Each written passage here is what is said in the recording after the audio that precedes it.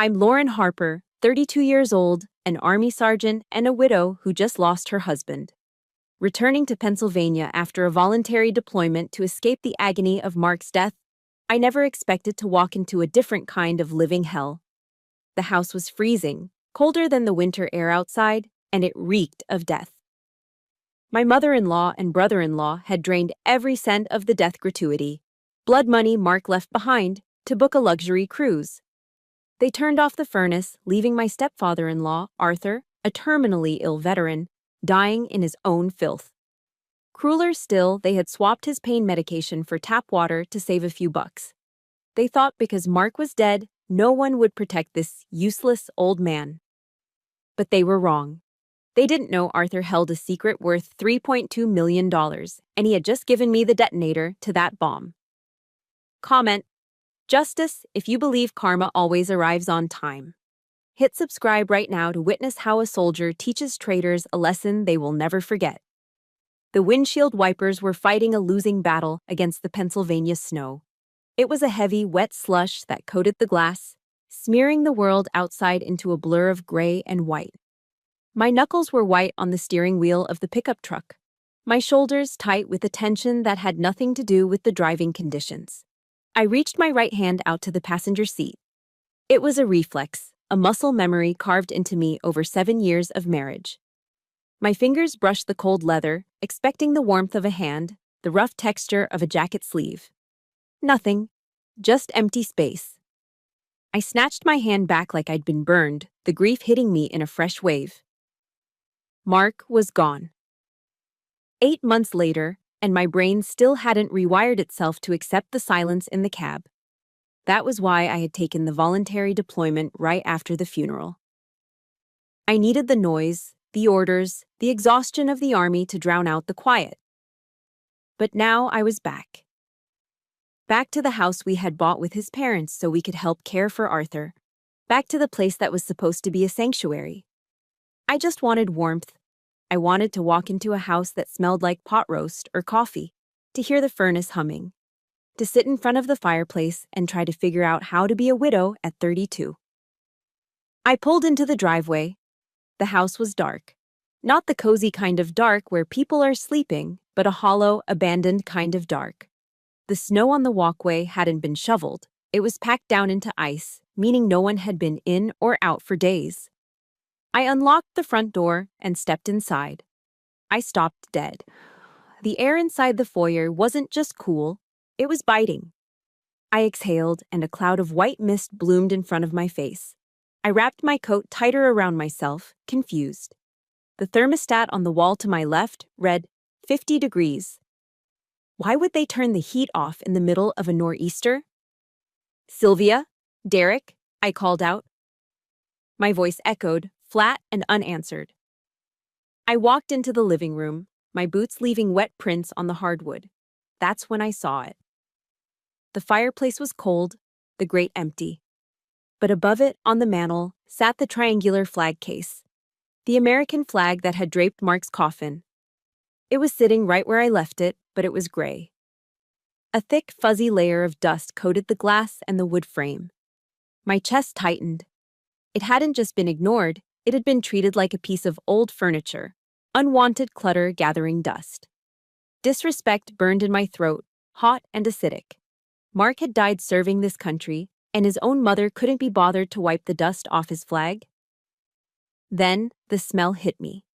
It was faint at first, masked by the freezing cold, but as I moved toward the back hallway where Arthur's room was, it assaulted me. The thick, acrid stench of ammonia, urine, feces, and something sweeter, heavier, the smell of rotting sickness. Arthur? I pushed the door to the den open. The room was freezing. The blinds were drawn tight, making it pitch black. I fumbled for the switch, bathing the room in harsh overhead light. I gasped, my hand flying to my mouth. Arthur Vance, the man who had been a second father to Mark, a proud Vietnam veteran who used to carry logs on his shoulders like they were twigs, was a skeleton. He was curled into a fetal position on the hospital bed we had set up for him. The sheets were stained dark yellow and brown. He was shivering so violently, the metal frame of the bed rattled. He was lying in his own waste. I rushed to his side, dropping my bag. Arthur! Oh my God, Arthur, I'm here! His skin was paper-thin and ice-cold to the touch. His eyes were squeezed shut, sunken deep into his skull. He didn't seem to hear me. He was delirious, his head thrashing weakly against the soiled pillow. Mark, he rasped, his voice a dry, cracking whisper.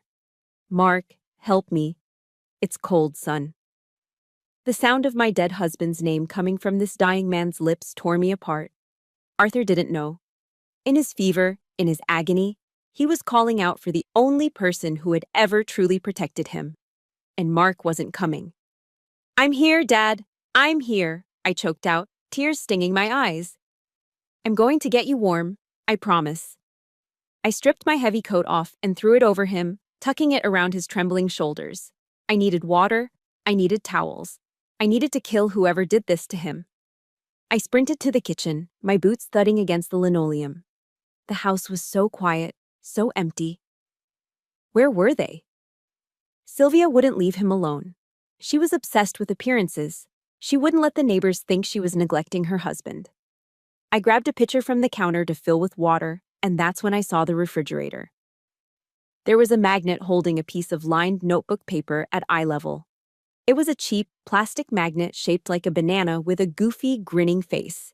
It looked ridiculous against the stainless steel. I recognized the handwriting immediately. It was Derek's scrawl, lazy, slanted, careless. I ripped the paper off the fridge, my hands shaking so hard the paper rattled. Lauren, if you're reading this, you're back. Good. You handle the old man. Mom and I needed a break. This last year has been a nightmare for us with all the drama around Mark, and we needed to decompress. We booked a suite on Royal Caribbean. Don't call us, the roaming charges are insane. We'll be back in 2 weeks. Keep him alive until we get back, or don't. Whatever. Derek and Mom. I stared at the note. All the drama around Mark. That's what they called my husband's death. That's what they called burying a son and a brother. Drama. A scream built up in my chest, primal and raw. They were on a cruise ship. They were drinking cocktails and eating at buffets in the tropics, soaking up the sun, while they left a cancerous war veteran to freeze to death in his own excrement in Pennsylvania. I looked at the banana magnet, grinning its stupid plastic grin at me. I looked at the words, Royal Caribbean. I crushed the paper in my fist, squeezing it until my nails dug into my palm. The sadness that had weighed me down for 8 months evaporated.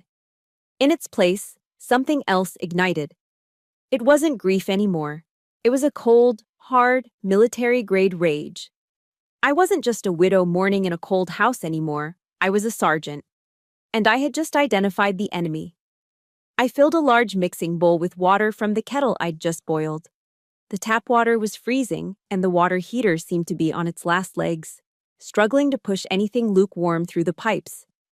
I tested the temperature with my elbow, just like they taught us in basic first aid, just like a mother would for a baby. It had to be warm enough to cut through the chill in the room, but gentle enough for skin that looked like parchment paper. Walking back into the den, the smell hit me again, but I pushed through it. I set the bowl on the nightstand and pulled a fresh washcloth from the linen closet, one of the few things Sylvia hadn't packed or sold. It's okay, Arthur, I whispered, pulling the soiled sheets away from his shivering body. I've got you. We're going to get you clean. He was barely conscious, but as the warm, wet cloth touched his chest, his eyes fluttered open. Confusion gave way to realization, and then, instantly, to horror. He tried to pull away, to cover himself with hands that were too weak to lift. No, he groaned, a sound that came from the bottom of his throat. Tears leaked from the corners of his eyes, tracking through the gray stubble on his cheeks. Lauren, don't. Please. Not you. It broke my heart.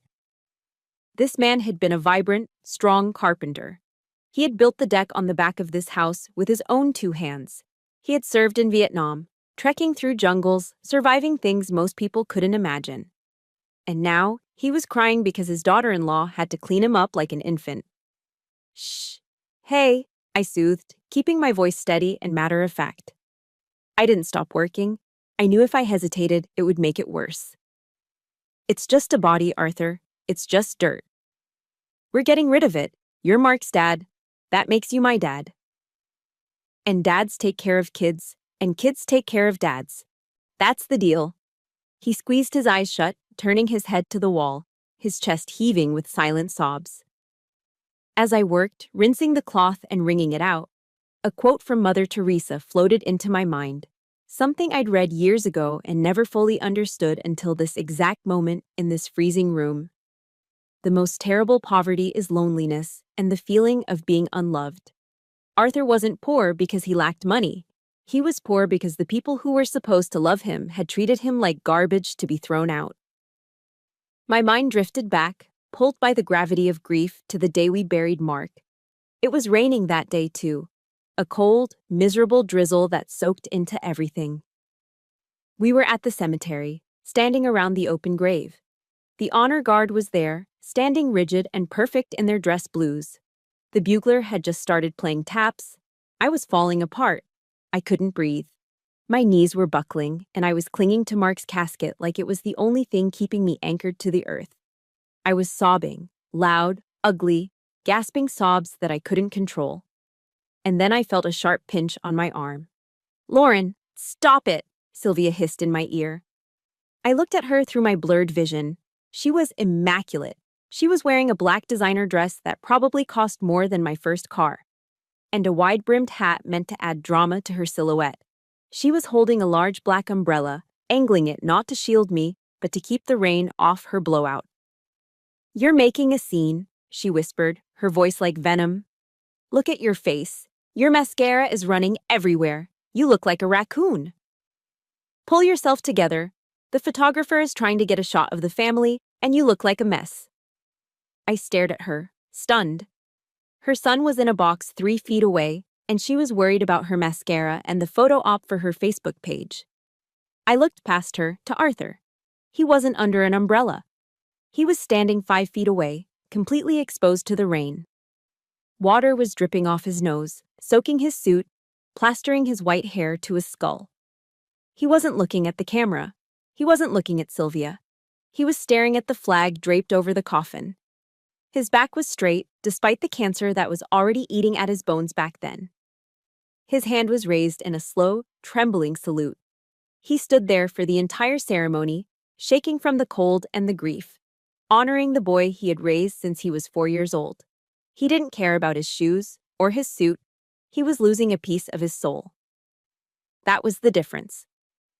Sylvia loved the attention Mark gave her. Arthur just loved Mark. "Lauren?" The weak voice pulled me back to the present. The water in the bowl was cooling. Arthur was clean now, dressed in a fresh flannel pajama top I found in the bottom of a drawer. I had wrapped him in 2 thick wool blankets. He was looking at me, his gray eyes clearer than they had been when I arrived. He looked exhausted, his face gaunt, his skin waxy. "I'm here, Arthur," I said, sitting on the edge of the bed and taking his hand. It felt like holding a bundle of twigs. "Feeling better?" He didn't answer my question. Instead, he frowned, his brow furrowing with effort. He squeezed my hand, a grip so faint it was like a ghost's touch. "You look thin," he whispered, his voice raspy. Have you eaten, sweetheart? Mark would be so upset if he saw you this skinny." The air left my lungs. Here he was, dying, starved, dehydrated, left in a freezing house by his wife and stepson. He had just gone through the humiliation of having me bathe him. And the first coherent thought his brain could form wasn't a complaint about his pain. It wasn't a plea for water. It was worry. For me. He was worried I hadn't eaten lunch. The contrast between this dying old man and the monsters on that cruise ship was so sharp it physically hurt. Sylvia and Derek were probably gorging themselves on shrimp cocktails and steak right now, using Mark's death money, while the man who actually loved Mark was lying here, worrying about my appetite. Tears pricked my eyes again, but these weren't from grief. They were from a fierce, protective love. "I'm okay, Dad," I choked out, using the title I knew he cherished. I'll eat. But we need to get some fluids in you first. If you believe that real family isn't defined by blood, but by who stays when things get tough, please hit that like button right now. It helps share Arthur's story. And comment, real love below if you're on our side in this fight. I watched him as his eyes began to drift closed again, the exertion of speaking draining his battery. He looked peaceful for the first time since I walked in, safe in the knowledge that he wasn't alone. I sat there in the quiet, listening to the wind howl outside and the shallow rhythm of his breathing. I didn't want to move. I didn't want to let go of his hand. But as the room fell silent, a sudden harsh blue light illuminated the dark corner of the room. My phone, lying on the bedside table where I'd tossed it, lit up. It wasn't a call, it was a notification. And then another. And another. I gently let go of Arthur's hand and picked up the device. The screen glowed against my face in the darkness, cold and artificial. I unlocked it, and the icons for my banking app were sitting there, staring back at me. I took a deep breath. It was time to see exactly how much damage they had done. The blue light of the smartphone screen cut through the darkness of the den like a laser, stinging my tired eyes. I sat on the edge of Arthur's bed, the silence of the freezing house pressing in on my eardrums. Outside, the wind whipped against the siding, but inside, the only movement was the rhythmic rise and fall of the old man's chest under the pile of blankets I'd scavenged. My thumb hovered over the notification. It was from Instagram. Chloe. Chloe was Derek's girlfriend, a 24-year-old aspiring influencer who had never worked a day in her life. She was the kind of person who treated funerals like networking events and tragedies like content opportunities. I tapped the icon. The app loaded, and a photo filled the screen, so bright and colorful it looked like a hallucination compared to the gray misery of Pennsylvania in winter. It was a selfie. Chloe was beaming, her teeth blindingly white, her skin tanned a deep, unnatural bronze. She was wearing a neon pink bikini top that barely contained her chest and oversized designer sunglasses reflecting a turquoise ocean. Behind her, the unmistakable white railing of a cruise ship deck stretched out, framing a view of crystal-clear water and a distant, lush island. She was holding a tropical cocktail, something orange with a paper umbrella and a wedge of pineapple. On her other arm, draped casually as if it belonged there, was a brand-new Gucci Marmont shoulder bag. The black leather one with the gold double G hardware. I knew exactly how much that bag cost because I'd seen her drooling over it in magazines. $2,000. But it was the caption that made the bile rise in my throat. Living my absolute best life in the Bahamas. Taught Bay how to play blackjack last night, and we won big, kinda LOL. Needed this self-care trip so bad after such a toxic year. Big shout out to my brother-in-law for sponsoring this getaway from heaven. Vacation mode, Royal Caribbean, getting new Gucci. Blessed. Life insurance life, very thanks Mark. I stopped breathing. I read it again. Life insurance life. Thanks, Mark. My hands started to tremble, a fine high-frequency vibration that rattled the phone case. She had actually tagged Mark.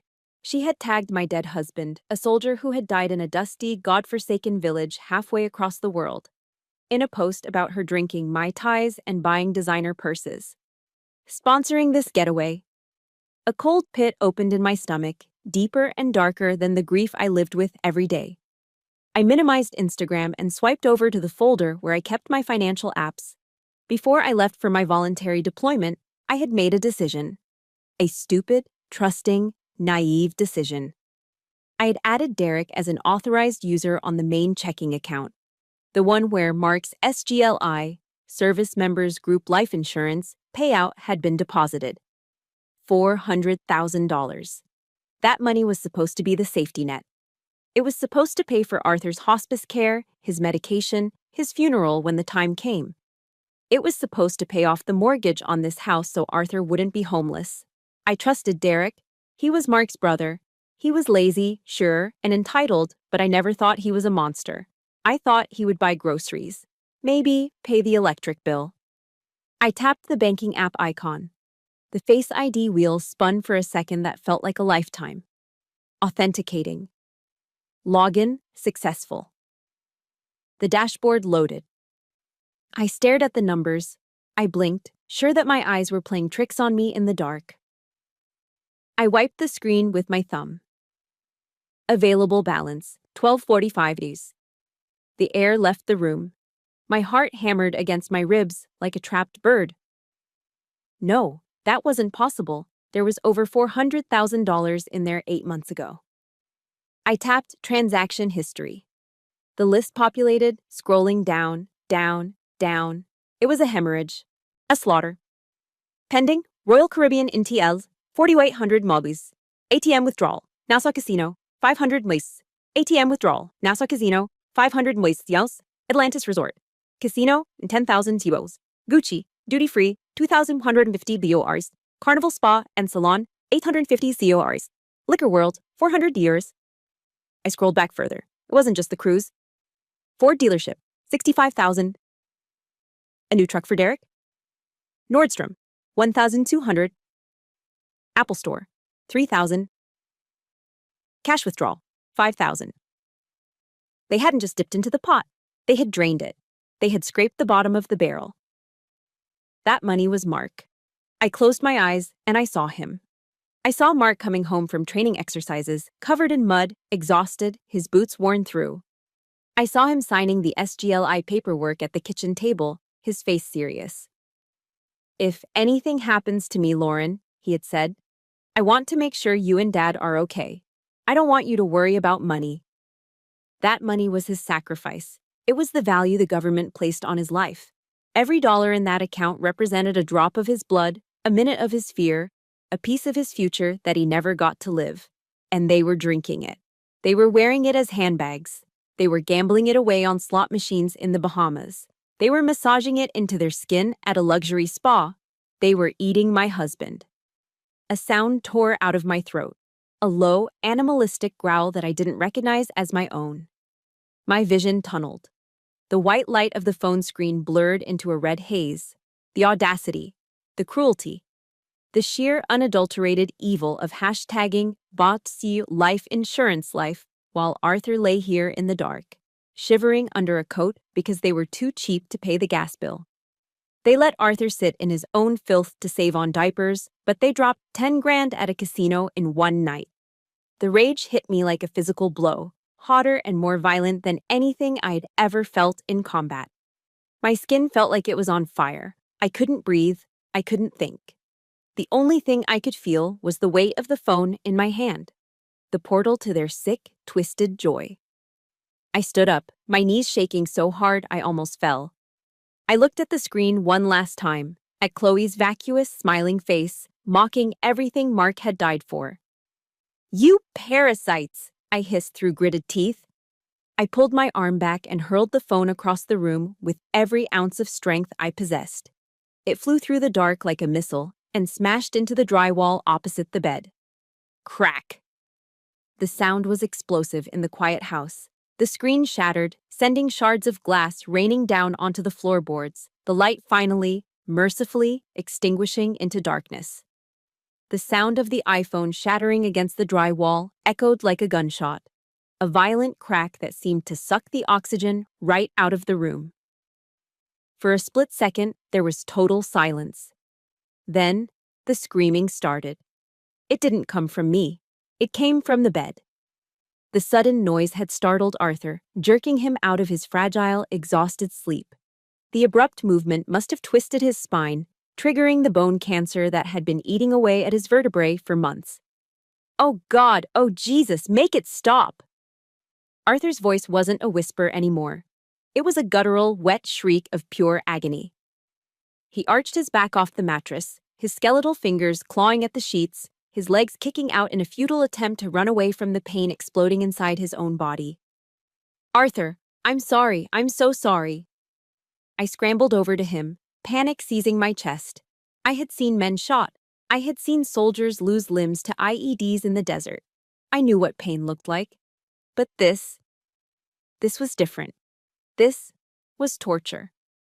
His eyes were rolled back in his head, showing only the whites, and his jaw was clamped so tight I thought his teeth would shatter. "Mark, it breaks.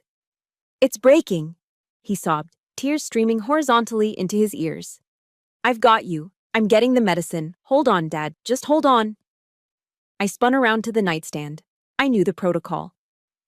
Hospice care meant a comfort kit kept nearby for breakthrough pain. The small brown glass bottle of liquid morphine. Roxanol. It was the only thing that could touch this level of suffering. 0.5 milliliters under the tongue, every 4 hours, as needed. I grabbed the bottle sitting next to the empty water pitcher. My hands were shaking, adrenaline dumping into my system, but my training took over. Assess, execute, relieve. I gripped the cap to twist it off, bracing myself to push down and turn, anticipating the child safety locking mechanism. But the cap spun freely. There was no resistance, no click, click, click of the safety seal. It was loose. I frowned, a flicker of unease pricking at the back of my neck. Maybe Sylvia had just left it loose after the last dose. It was careless, dangerous even, but in a crisis, people made mistakes. I pulled the dropper out of the bottle. I froze. The liquid inside the glass pipette was clear. Crystal clear. Morphine sulfate isn't usually invisible. It has a slight viscosity to it, a heaviness. Sometimes it's tinted blue or red depending on the pharmacy, but even the clear stuff has a syrup-like texture. This dripped off the end of the pipette fast, like water. "Lauren, please." Arthur moaned behind me, a sound of absolute wretchedness. I brought the dropper up to my nose. I expected the medicinal, chemical bitterness of opioids. I expected the smell of a hospital. Instead, I smelled a swimming pool. Chlorine. It was the unmistakable sharp scent of treated municipal tap water. The same water that came out of the kitchen faucet downstairs. My stomach dropped so hard I felt dizzy. No. My mind rejected it. No, they wouldn't. Nobody is that evil. Not even them. I had to be sure. I had to be 100% sure before I let this reality break my sanity. I squeezed a single drop onto the tip of my finger and touched it to my tongue. Morphine is bitter. It's a taste that makes your mouth pucker, a chemical assault that lingers. I tasted nothing. Just cool, flat, chlorinated water. The bottle fell from my hand.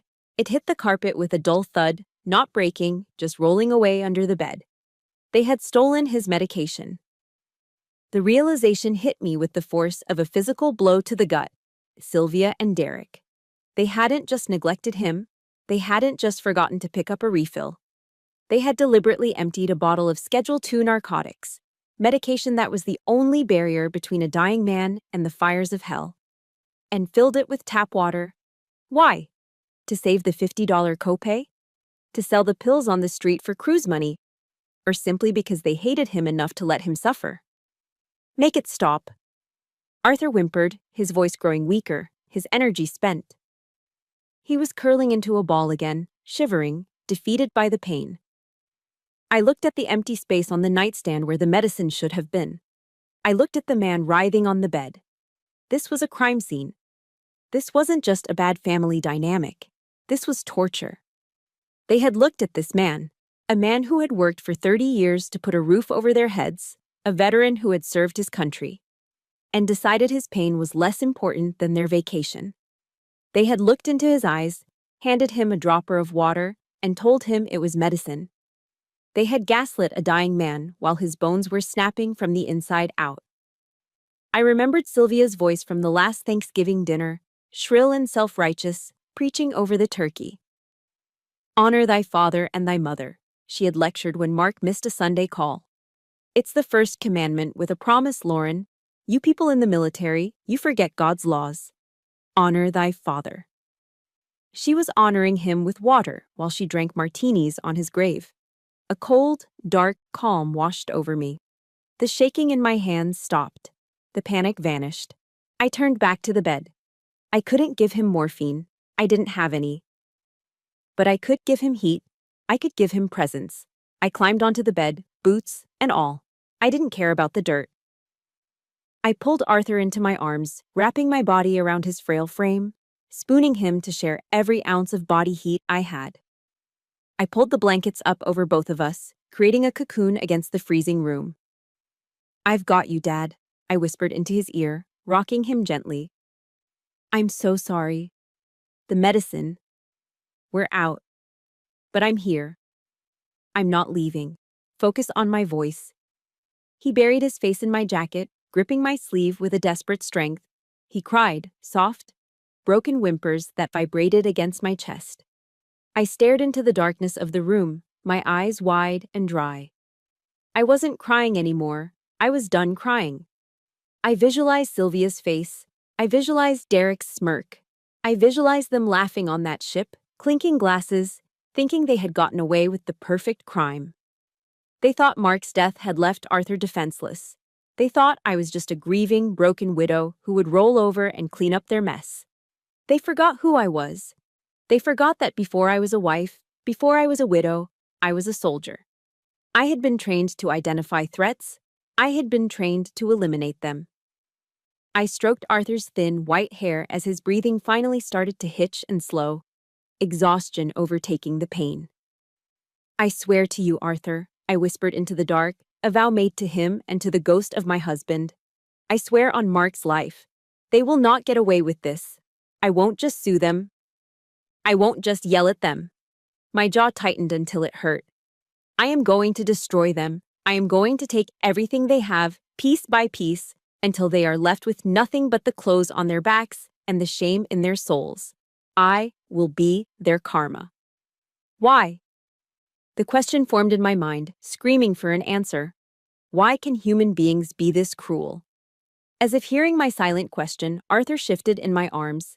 His breathing changed. He wasn't asleep.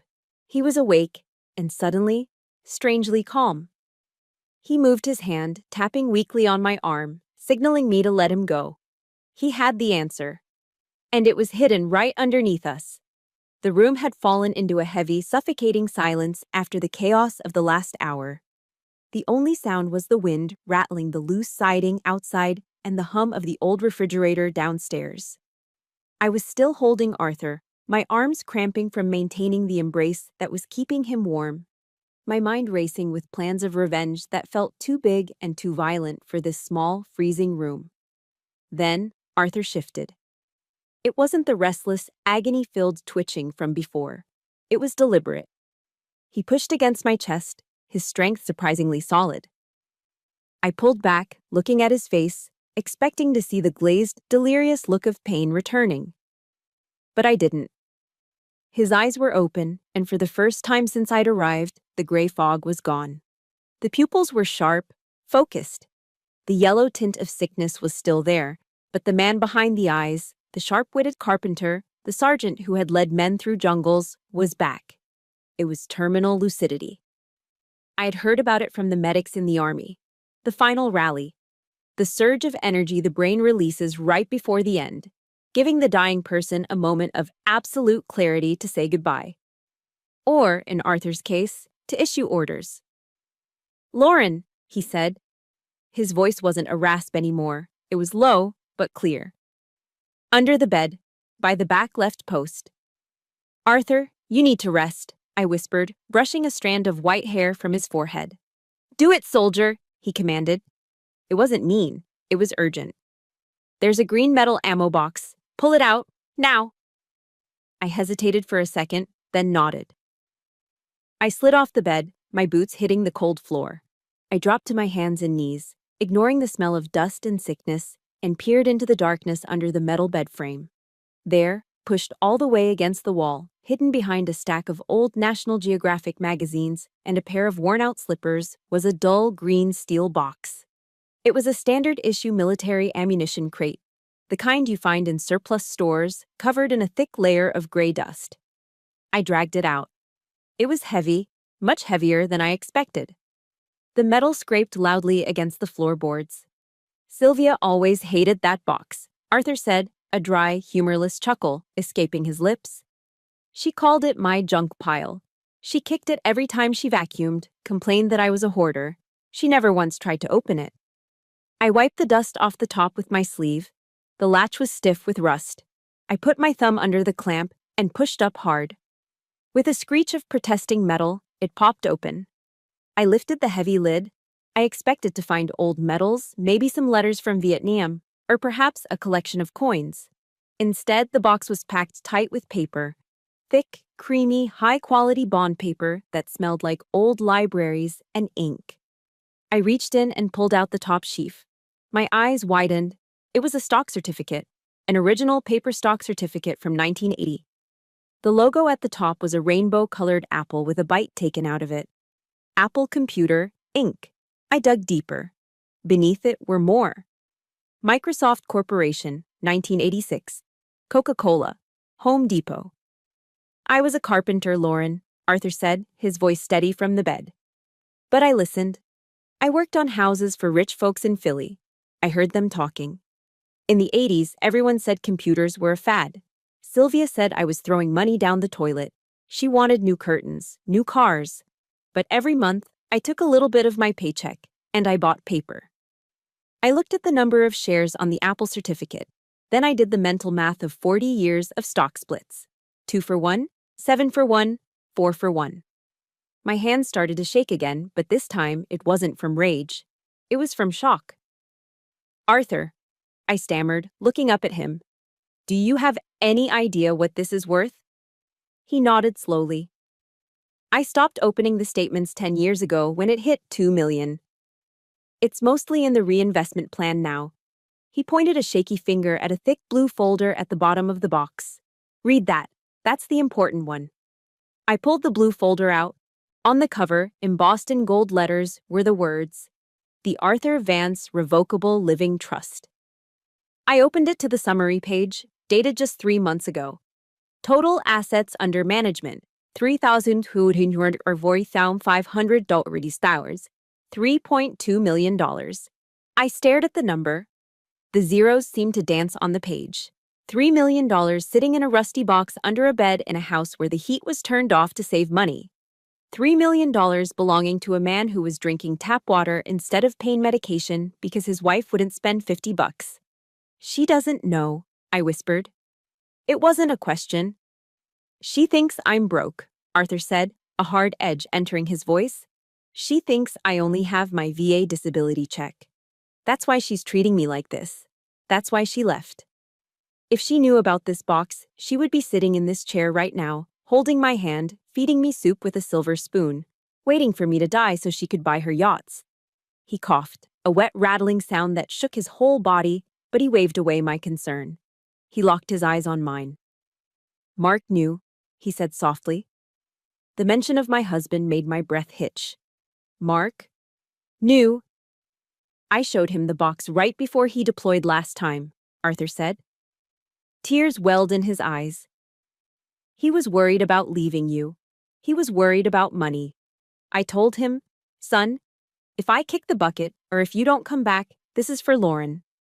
He made me promise. He said, Dad, don't let Mom get it. She'll waste it. Give it to Lauren. She'll do the right thing. I pressed the folder against my chest, squeezing my eyes shut as the tears fell hot and fast. Mark.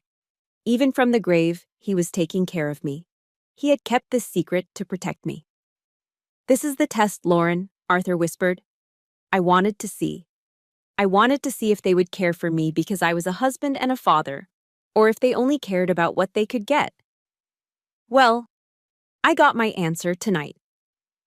He gestured to the empty nightstand where the water-filled morphine bottle had been. They failed, he said simply. They failed, and they are fired. He reached out his hand. Give me the folder. Look at the back. There's a card stapled to it. I handed it to him. He flipped it over and tapped a business card. Catherine Ross, estate attorney. You need to call her, Arthur commanded. My phone is in the top drawer. It's an old flip phone, but it works. Call her. Tell her it's a code red. She knows what that means. Now? I asked. Arthur, it's 3 a.m. There's a blizzard outside. I don't have time, Lauren, he snapped, the urgency cracking his voice. I can feel it. The clock is ticking. If I die before I sign the amendment, Sylvia gets everything. The state law gives it to the spouse. She gets the $3 million. She gets the house. She gets to laugh at us forever. He gripped my wrist, his strength fading, but his will ironclad. I need to sign the new will. I need to make you the sole beneficiary and the trustee. I need to disinherit Sylvia Vance and Derek Vance completely. I want it done tonight. Before the sun comes up. I looked at him. I saw the fire in his eyes, the last stand of an old soldier who refused to let the enemy win. I nodded. I reached into the drawer and pulled out his battered old Samsung flip phone. I flipped it open, the keypad glowing green in the dark. "I'm on it, Dad," I said. I dialed the number on the card. As the line began to ring, I looked at the ammo box full of millions, then at the freezing room, and finally at the man who had played the long game and won. "Hello?" A groggy, irritated female voice answered on the third ring. "Ms. Ross," I said, my voice steel. "This is Lauren Harper, Sergeant Lauren Harper. I'm calling for Arthur Vance. He says it's a code red." There was a pause on the other end. Then, the rustling of sheets and a sudden shift in tone. "I'm putting my boots on," Catherine Ross said. "Keep him alive. I'll be there in 20 minutes. Headlights cut through the swirling snow outside the window, sweeping across the dark walls of the den like searchlights. A moment later, the heavy thud of a car door slamming shut echoed through the freezing house. Catherine Ross didn't knock. She had a key Arthur had given her years ago. She stomped the snow off her LL Bean boots in the hallway and marched into the room, bringing a gust of cold air with her. She was exactly as Arthur had described. A woman in her 50s with steel gray hair cut into a sharp bob, wearing a wool coat that looked like it could stop a bullet.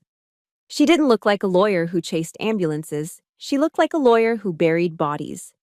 She took one look at Arthur, shivering under the pile of coats, and then at the visible breath puffing from my mouth. Her eyes narrowed. She didn't say a word. She just opened her leather briefcase on the bedside table, moving the empty water pitcher aside with a clatter. "I need light," she said, her voice raspy from sleep but completely professional. I grabbed the lamp from the living room and plugged it in. Catherine set up her smartphone on a small tripod she pulled from her bag. "We're doing a video affidavit," she stated, adjusting the angle. "If we just sign papers, Sylvia will claim he was coerced or delirious. We need video proof that he is sound of mind. We need to make this bulletproof." She hit record. Arthur rallied. It was incredible to watch. He sat up straighter, smoothing his flannel pajamas.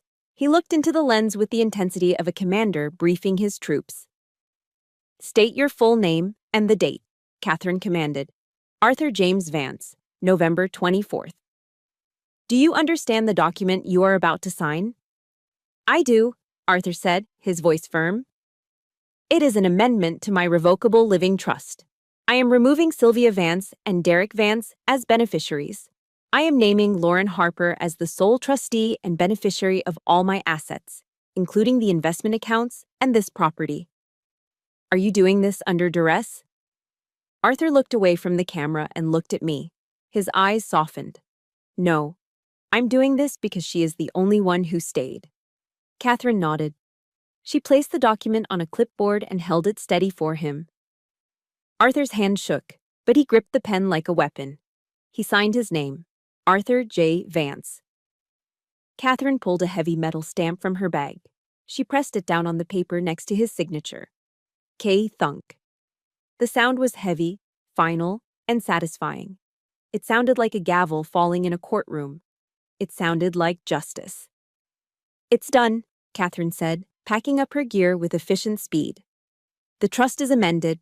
As of this second, Sylvia has no claim to the money. The house is yours. The stocks are yours." She paused at the door, buttoning her coat. She looked at the empty morphine bottle I'd left on the nightstand. She picked it up, sniffed it, and her face twisted in disgust. "Keep that bottle," she said darkly. "That's not probate court, Lauren. That's criminal court. I'll see you when the snow clears." And then she was gone, the taillights of her Subaru Outback fading into the blizzard. We were alone again. But the dynamic had shifted. The air in the room didn't feel heavy with despair anymore. It felt electric.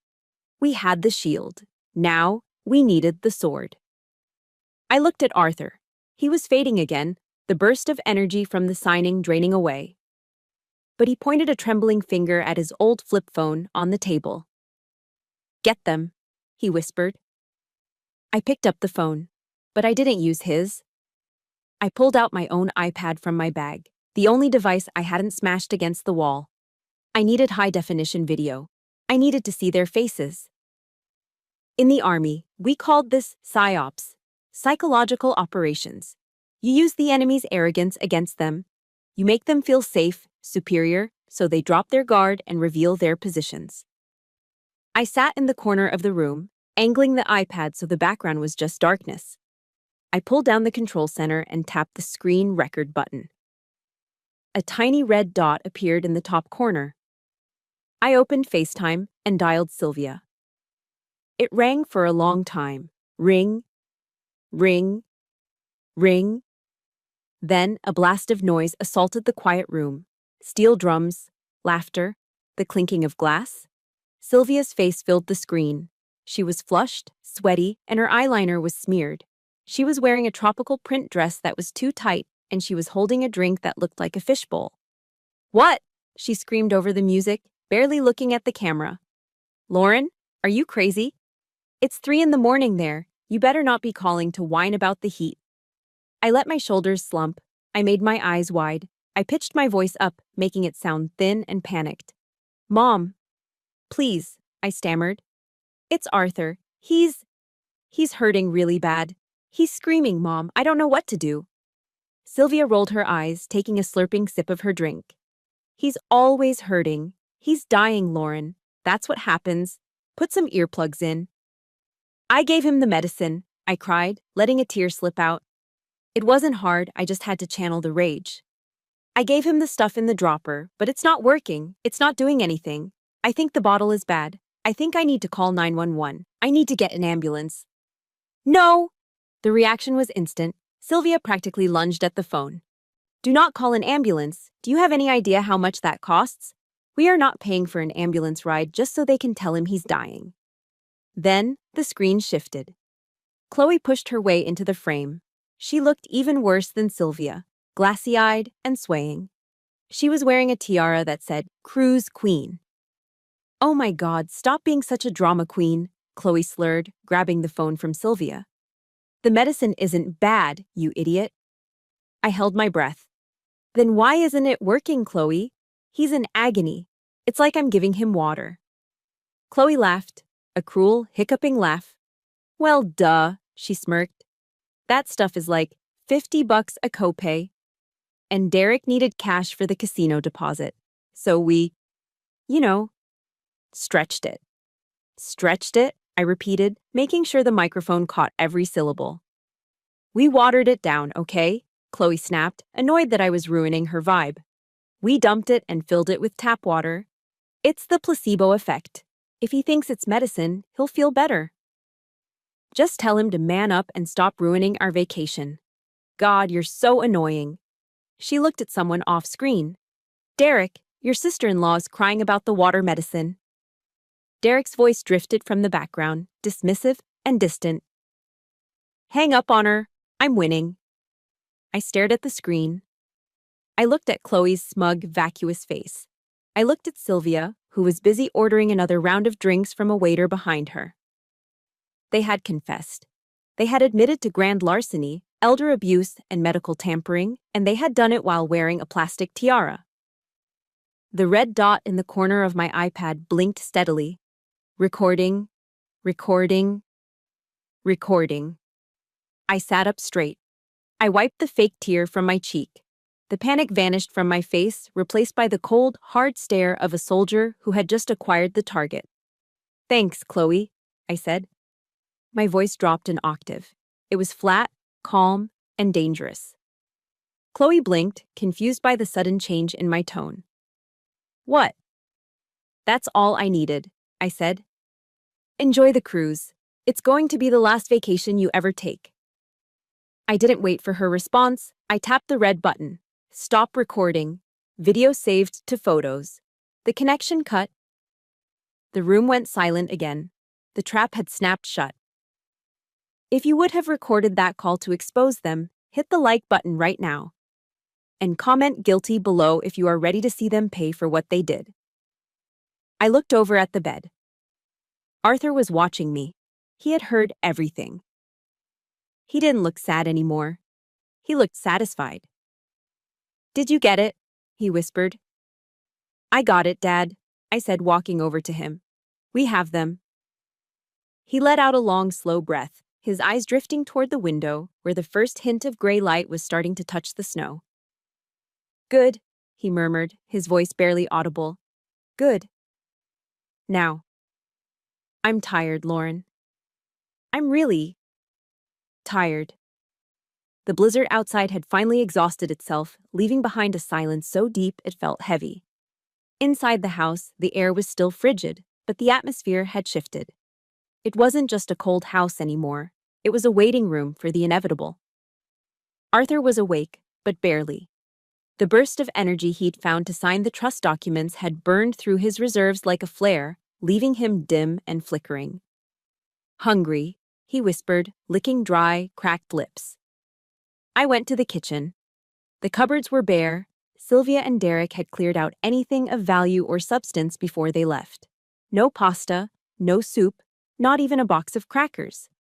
But in the back of the pantry, hidden behind a box of stale tea bags, I found a single can of Del Monte, sliced peaches in heavy syrup. I opened it, the metallic click-pop of the tab echoing in the empty kitchen. I didn't have a bowl, so I just grabbed a spoon and took the can back to the den. I sat on the edge of the bed and fed him, one slice at a time. The syrup dripped from the spoon, gold and sweet. "Peach cobbler," Arthur murmured, his eyes closing in pleasure as he swallowed. Just like the one you made for 4th of July." It was just cold canned peaches, but I smiled, blinking back tears. "Yeah, Dad, it's my special recipe." He ate 3 slices, then turned his head away. He was done. He looked at the ceiling, his gaze unfocused, drifting through time. "I taught him to ride, you know," he whispered. "Who?" I asked softly, wiping his chin. "Mark. He was 6. Sylvia was screaming, said he'd break his neck. I took the training wheels off." A faint, ghostly smile touched his lips. He fell, scraped his knee to the bone, blood everywhere. He didn't cry. He just looked at me and said, "Put me back on, Dad." Arthur turned his head to look at me, his gray eyes swimming with liquid light. He was stubborn. "Just like you. That's why he loved you, Lauren. You don't stay down."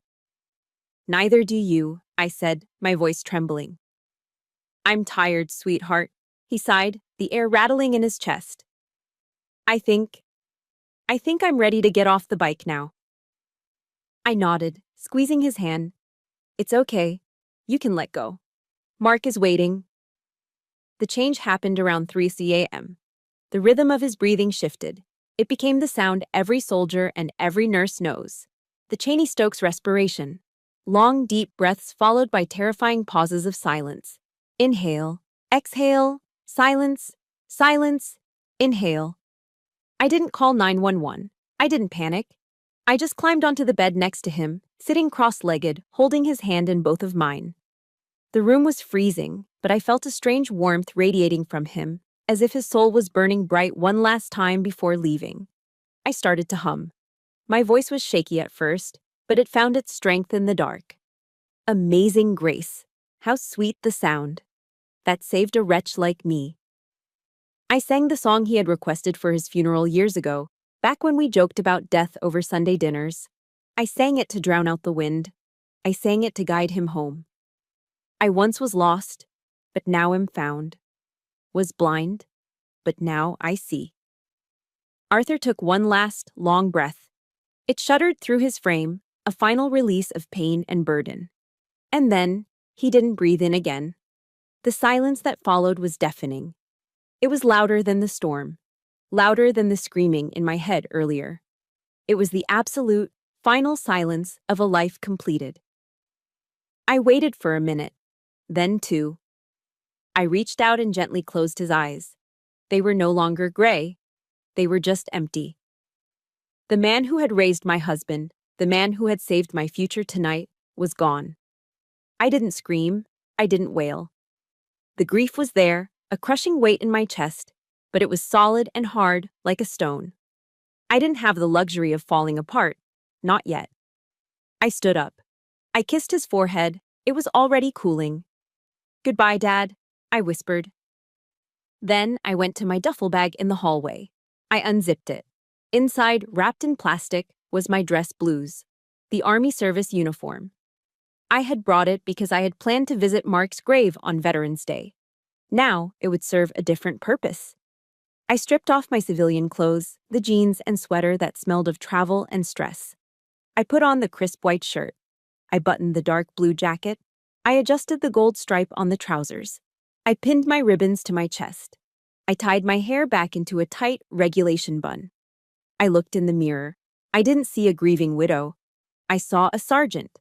I saw a soldier preparing for war. I walked back into the den. I stood at the foot of the bed, my spine rigid, my heels together. I raised my right hand in a slow, sharp salute. I held it for a long count of 3, staring at the form under the blanket. "Mission accomplished, sir," I said into the quiet room. "You are relieved of duty. I have the watch." I dropped my hand. Then I picked up the phone and called the funeral home. Mr. Henderson arrived an hour later, just as the sun was bleeding a pale, bruised purple over the snow-covered horizon. He came with 2 assistants and a gurney. They were respectful, silent, moving with the practiced grace of men who deal with death daily. As they strapped Arthur onto the gurney and covered him with a velvet quilt, Mr. Henderson turned to me, holding a clipboard. "Mrs. Harper," he said softly, "I assume Mrs. Vance, Sylvia, will want to arrange a viewing, a service at the chapel? We usually do a 3-day wake for veterans." I looked at him. I was standing by the fireplace, the gold buttons of my uniform catching the early light. "No," I said. Mr. Henderson blinked. "I'm sorry?" "No viewing, no wake, no funeral service," I said, my voice leaving no room for argument. "I am the executor and the sole next of kin as per the medical directive and the trust signed this morning." I handed him the paperwork Catherine had left. "I want a direct cremation," I instructed. "Immediately. I want his ashes in an urn, and I want them returned to me by Thursday." "But the rest of the family," he hesitated. "Mrs. Vance might want to say goodbye." I looked at the empty spot on the floor where I had found Arthur lying in his own waste just hours ago. "Mrs. Vance had months to say goodbye," I said coldly. "She chose a cruise instead. She doesn't get to come back here and cry over a casket she didn't pay for. She doesn't get to perform her grief for the neighbors." Mr. Henderson looked at my uniform, then at the steel in my eyes. He nodded slowly. "Understood, Sergeant. We will take care of him." They wheeled Arthur out into the cold morning air. The front door clicked shut. I was alone in the house. I didn't change out of my uniform. I walked into the living room and sat down in the armchair facing the front door. The house was theirs, legally. But the home was gone. I looked at the calendar on the wall. Thanksgiving was in 2 days. They would be coming back then, tan and happy, expecting to find a dead old man and a submissive daughter-in-law waiting to clean up their mess. I crossed my legs, smoothing the crease of my trousers. Let them come. I wasn't going anywhere. The dining room table was set for Thanksgiving, but there was no turkey. There was no stuffing, no cranberry sauce, no pumpkin pie cooling on the sideboard. The air didn't smell like sage and roasted meat. It smelled of lemon polish and cold, hard justice. I sat at the head of the table, my back rigid against the high-backed oak chair. I was wearing my dress blues, the gold stripes on the trousers catching the dull winter light filtering through the sheer curtains.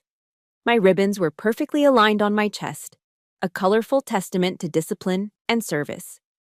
In the center of the table, on the lace runner Sylvia loved so much, sat 2 objects. On the left was a heavy bronze urn, sealed tight. Arthur.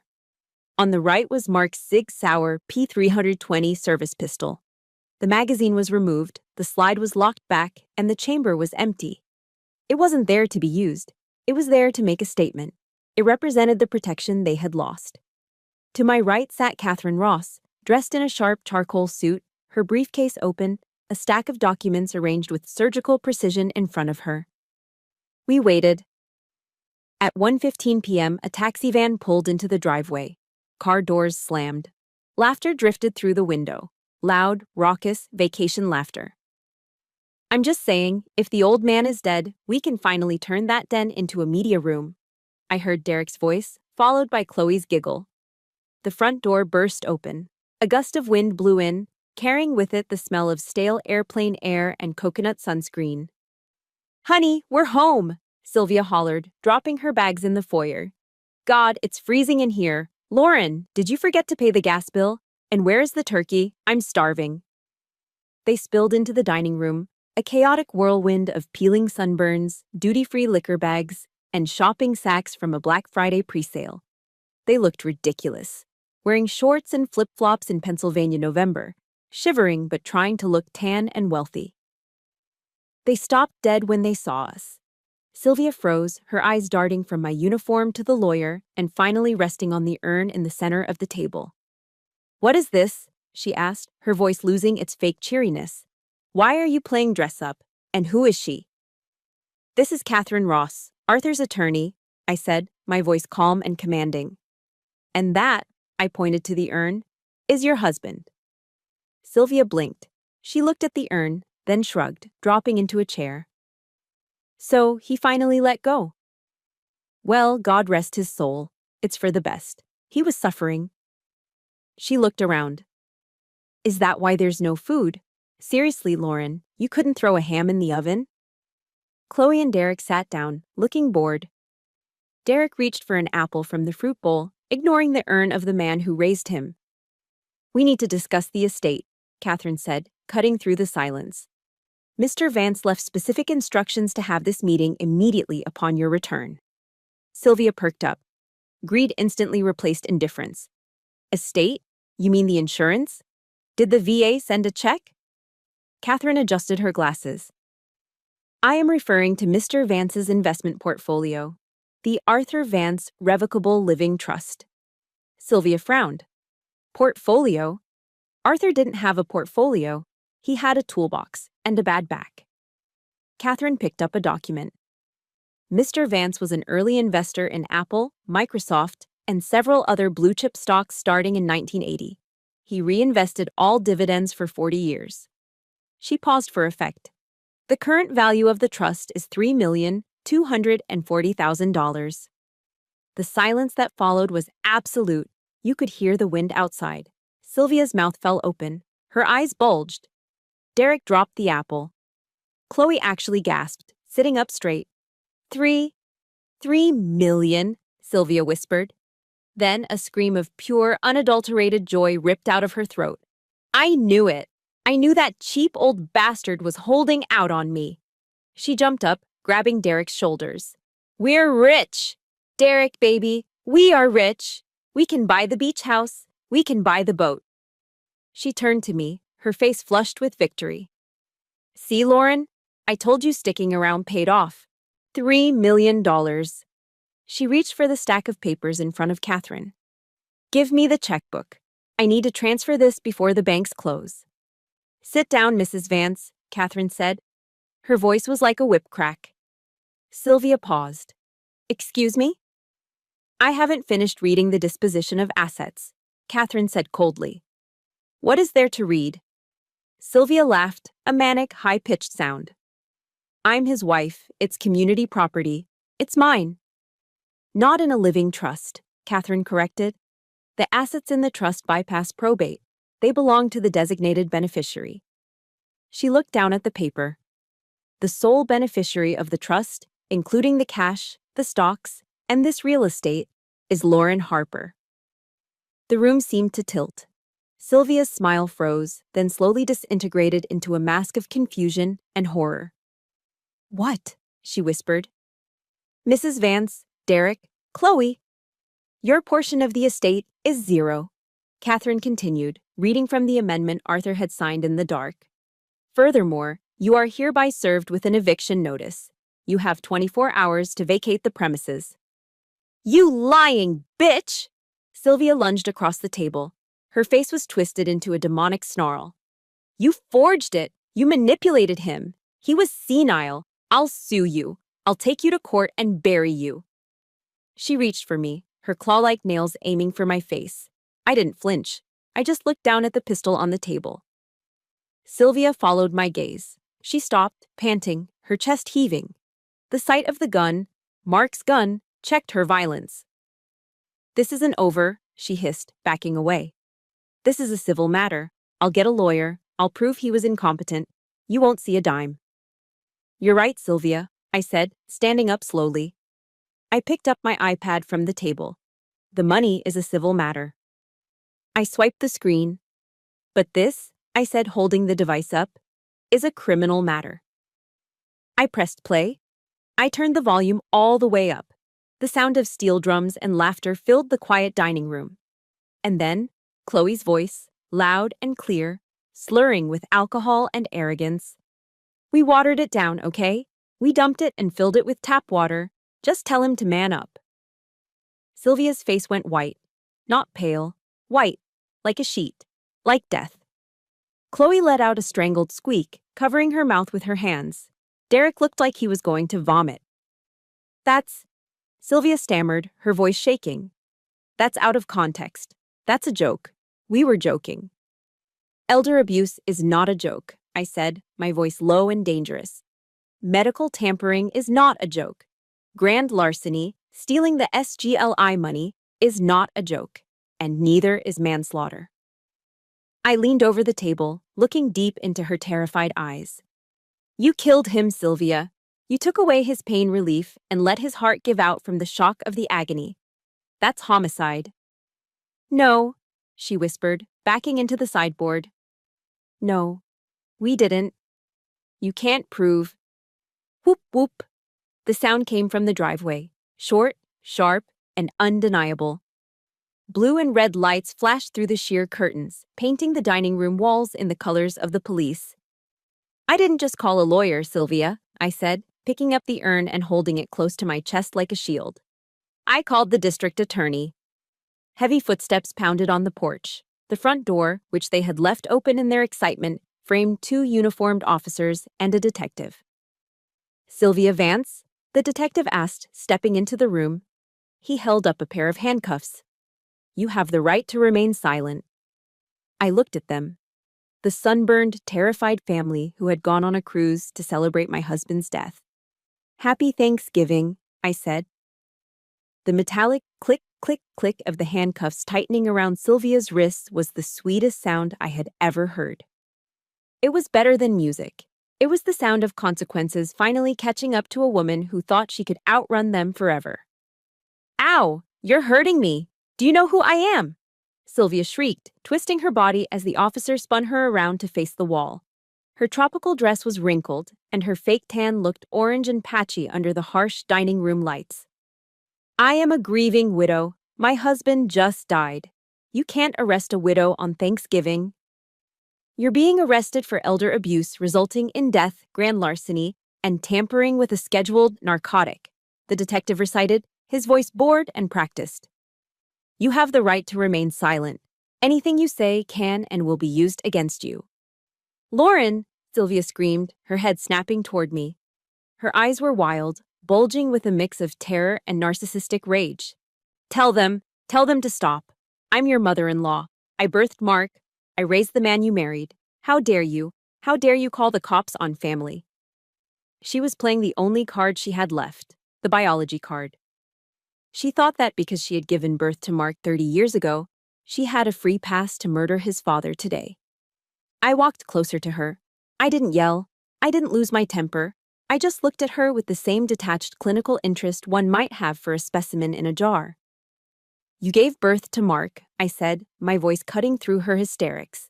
"That's biology. But Arthur raised him. Arthur loved him. And you killed Arthur." "I didn't kill him," she spat, spittle flying from her lips. "He was sick. He was going to die anyway." "You swapped his pain medication for tap water," I said. "You tortured him to save $50. That's not sick, Sylvia. That's evil.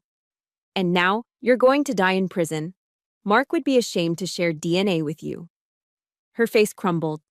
For the first time, the reality hit her. She wasn't going to the beach house. She wasn't going to the mall. She was going to a cell. She let out a wail that sounded like a siren, her knees buckling as the officer dragged her toward the door. That left the lovebirds. Derek was standing by the sideboard, his face pale green. He looked like a child who had been caught stealing from the cookie jar, except the cookie jar was a $3 million trust fund. He looked at the officer approaching him, then he looked at Chloe. "Babe," he stammered, reaching out a trembling hand toward her. "Babe, tell them. Tell them I just did what Mom said. We were just borrowing the money, right?" Chloe took a step back. Her eyes darted between Derek, the handcuffs, and the grim-faced detective. You could practically see the gears turning in her head. She was calculating the ROI, return on investment, of this relationship. The stock had just crashed to zero. "Don't touch me," Chloe said. Her voice wasn't slurred anymore. It was sharp and sober. "Chloe?" Derek blinked, confused. "What are you doing? We need to call a lawyer together." "We?" Chloe let out a sharp, incredulous laugh. "There is no we, Derek. You told me you were rich. You told me the insurance money was yours. You lied to me." She turned to the detective, her hands raised in a gesture of innocence. "Officer, I didn't know anything about the medicine. I swear, I just went on the trip because they invited me. I'm a victim here, too. He manipulated me." "Chloe!" Derek gasped, the betrayal hitting him harder than the handcuffs. "You were the one who poured the water in the bottle. You made the joke about the placebo effect." "Liar!" Chloe shrieked. She stepped forward and slapped Derek across the face. Smack. It was a solid hit. Derek's head snapped back. "You are a broke, pathetic loser," she yelled, grabbing her Gucci bag, the one bought with Mark's blood money, and clutching it tight. "I am breaking up with you. Don't call me. Don't write me from jail. We are done." She pivoted on her heel and marched toward the door, pushing past the officers. "I'm leaving. I'm not an accessory. I'm single." And just like that, the love of his life was gone, scurrying away like a rat fleeing a sinking ship, taking her stolen handbag with her. Derek stood there, his cheek red from the slap, his wrists being pulled behind his back by the second officer. The arrogance he had worn an hour ago, when he was joking about turning Arthur's death room into a media center, had evaporated. He was stripped bare. He was nothing but a 30-year-old man-child who had never stood on his own 2 feet. The officer shoved him forward. As he passed me, his legs gave out.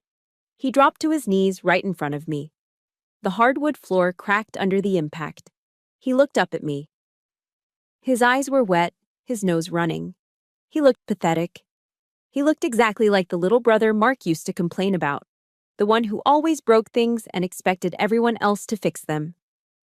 "Lauren, please," he sobbed, the snot running down onto his lip. "Please, don't let them take me. I'm scared. I can't go to jail. I'm not like you.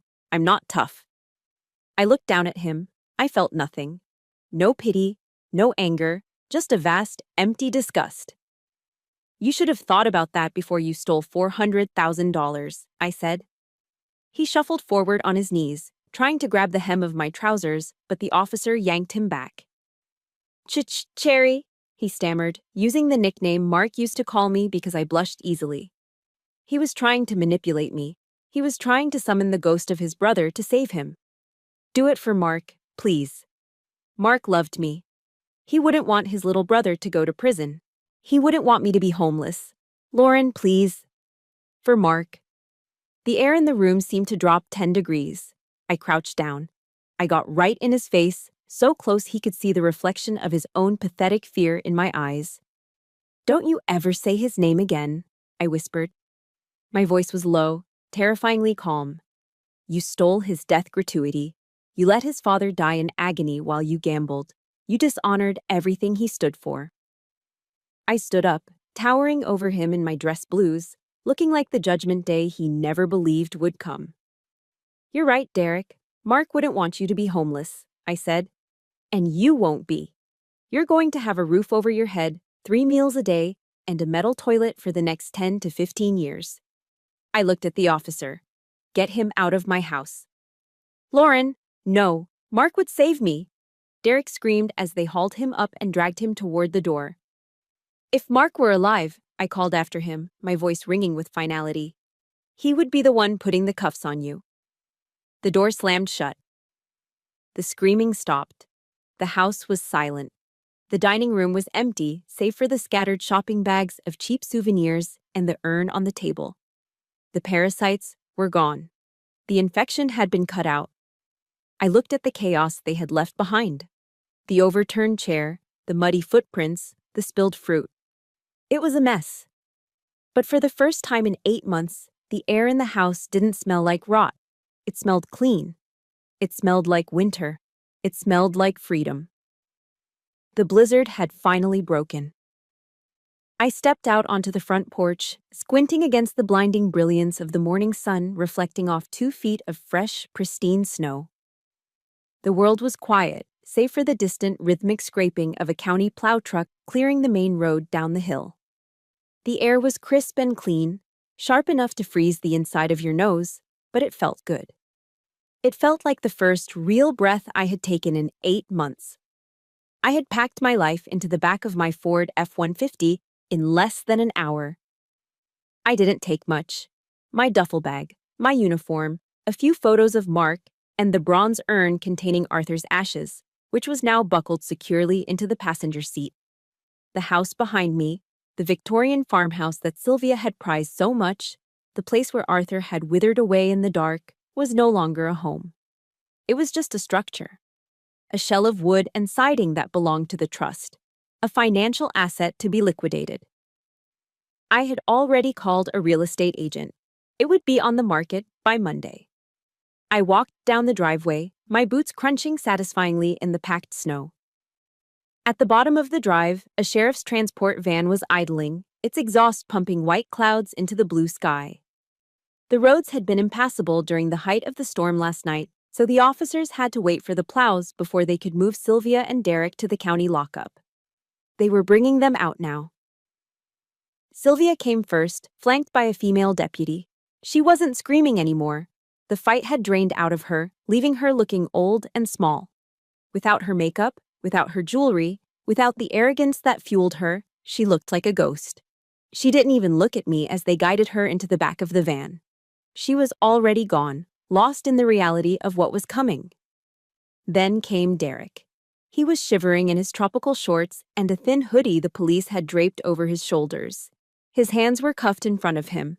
He looked miserable, his nose red and running, his eyes scanning the ground as if looking for a way out. I stopped by the tailgate of my truck.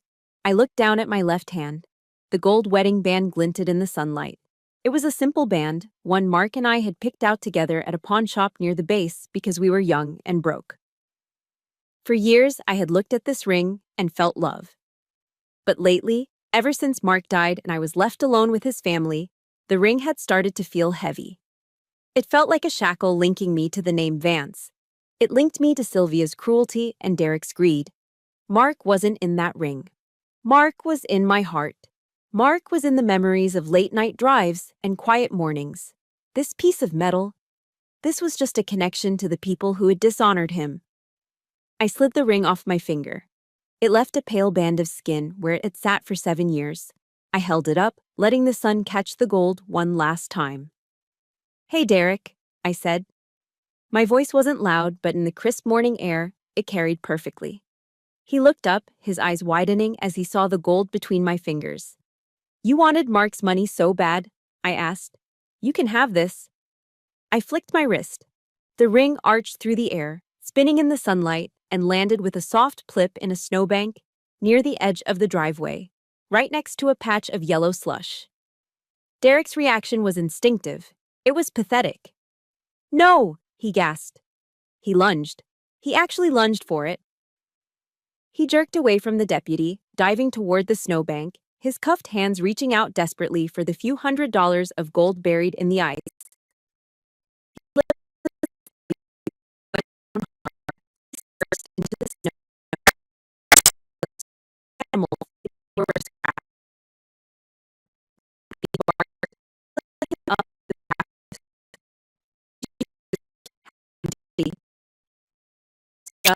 covered in snow, fixed on the spot with a great disappeared.